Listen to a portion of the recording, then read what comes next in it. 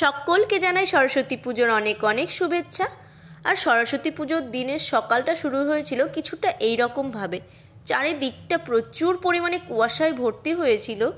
আর আমরা সবাই স্নান সেরে এখানে চলে এসেছিলাম পুজোর জন্য সমস্ত কিছু আয়োজন করতে। এখানে ফল কাটা থেকে শুরু করে সমস্ত কিছু আয়োজন চলছিল। আর এদিকে চলছিল ঠাকুরের সামনে ঘট পাতা। আর আমাদের আজকের মূর্তিটা তোমরা দেখো, আর তোমরা কমেন্টে অবশ্যই জানাও কেমন হয়েছিল আমাদের ক্লাবের মূর্তিটা।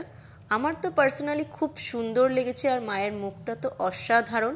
তার কিছুক্ষণ পরেই ঠাকুরমশাই চলে এসেছিলেন।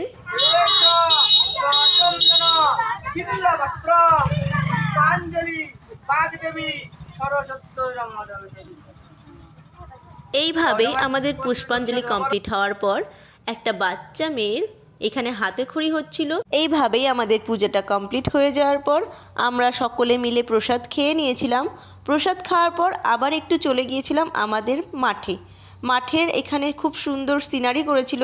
সিনারিটাও দেখে নিয়ে আমরা আবার চলে গিয়েছিলাম তার পাশেই আমাদের যে প্রাইমারি স্কুল রামকৃষ্ণ প্রাথমিক বিদ্যালয়, যেইখানে আমাদের ছোটোবেলাটা কেটেছে, সেই স্কুলের প্রতিমাটাও দর্শন করে নিলাম। আর খুব সুন্দর হয়েছিল মায়ের মুখটা। এইখান থেকে প্রসাদ খেয়ে আবার বাড়ি চলে এসেছিলাম। তো টাটা।